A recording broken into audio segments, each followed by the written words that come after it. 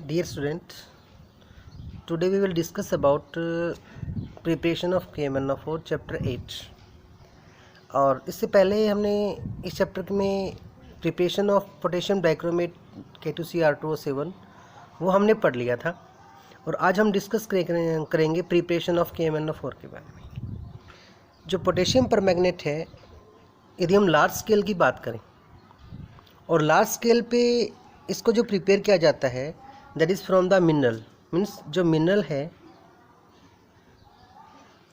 जिस मिनरल से इसको हम प्रिपेयर करते हैं, ठीक है ना, जिस मिनरल से इसको हम प्रिपेयर करेंगे, हम बात कर रहे हैं मिनरल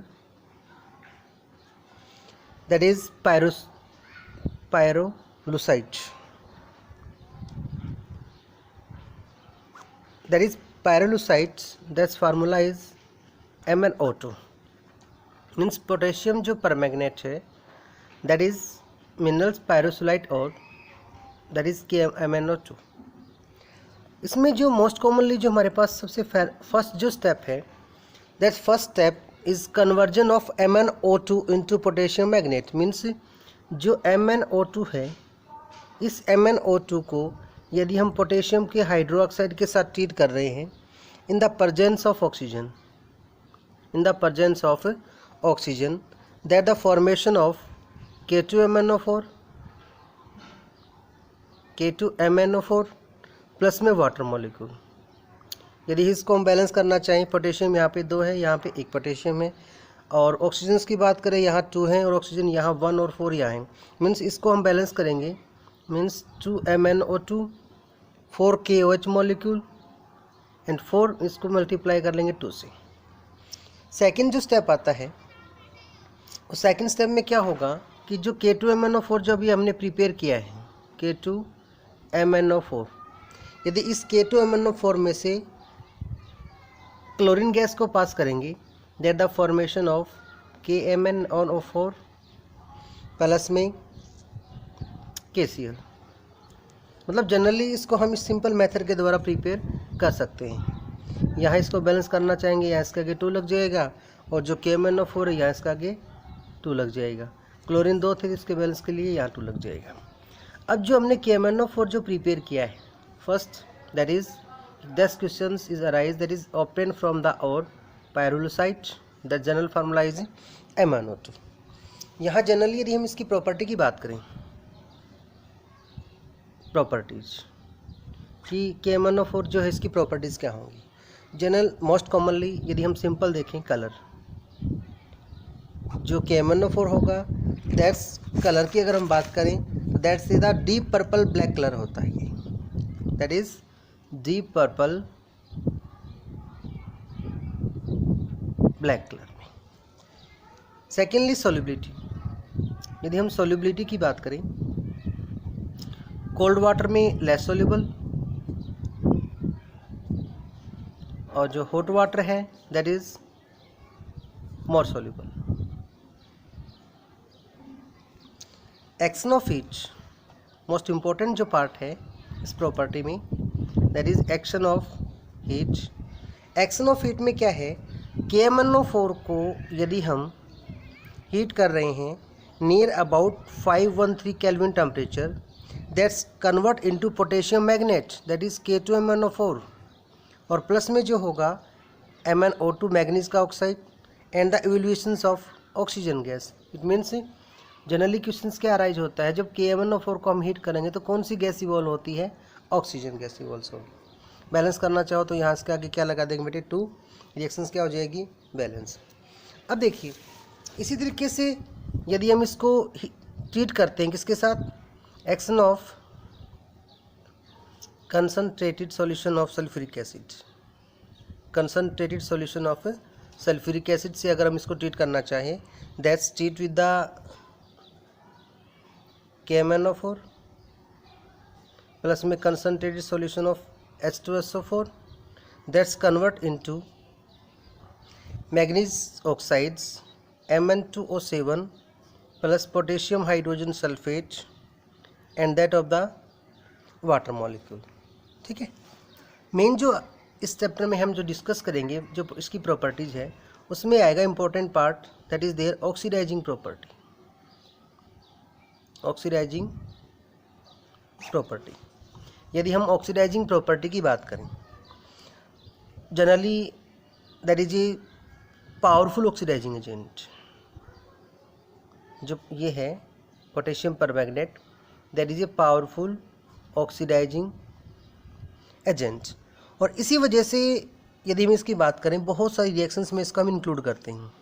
यदि जनरली मैं आपको कुछ इक्वेशन दिखाता हूँ, जैसे ऑक्सीडाइजिंग प्रॉपर्टी में सिंपल, यदि हम KMnO4 को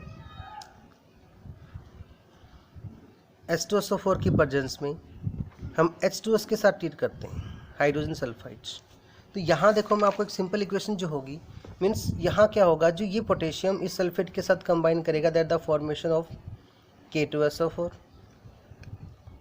ये मैग्नीज सल्फेट से कंबाइन करेगा, दैट इज MnSO4, प्लस में H2S गैस जो होगी, that's oxidise to form sulphur and that of the water molecule.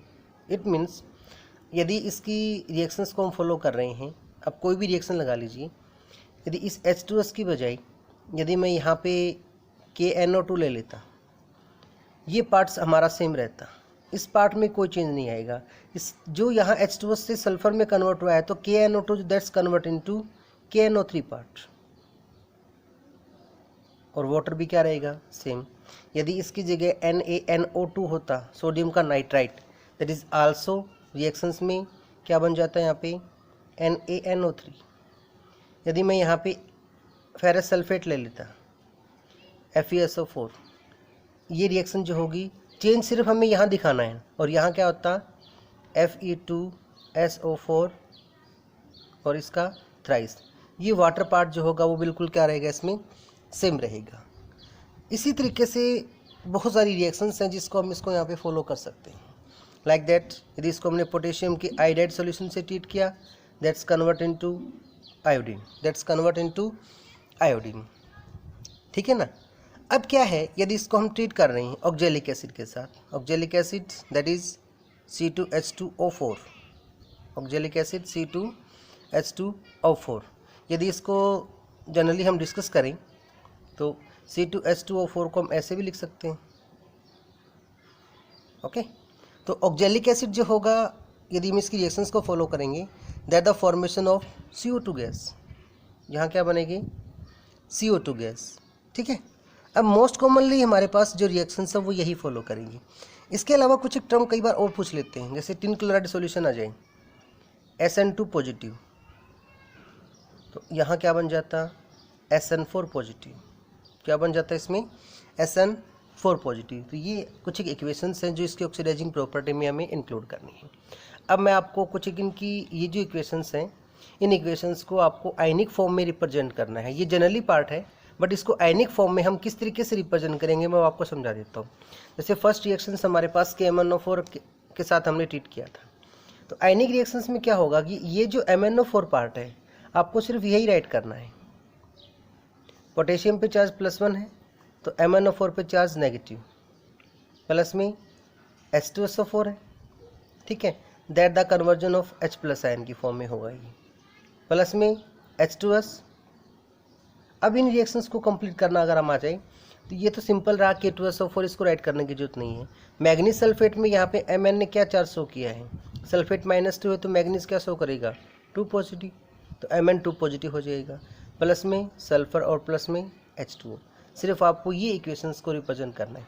जैसे लाइक दैट हमें FeSO4 के साथ ट्रीट करना था, तो क्या बनता, MnO4 नेगेटिव, प्लस में H+ आयन, प्लस में जो हमारे पास FeSO4 है, तो Fe2 पॉजिटिव हो जाता, यहाँ क्या बनेगा, Mn2 पॉजिटिव, Fe2SO4 थ्राइस के अंदर सल्फेट -2 -3 -6, 2 से मल्टीप्लाई किया तो +3, तो यहाँ Fe किस में कन्वर्ट हो जाएगा, 3 पॉजिटिव, और प्लस में वाटर को एक सिंपल दिखा देता हूँ।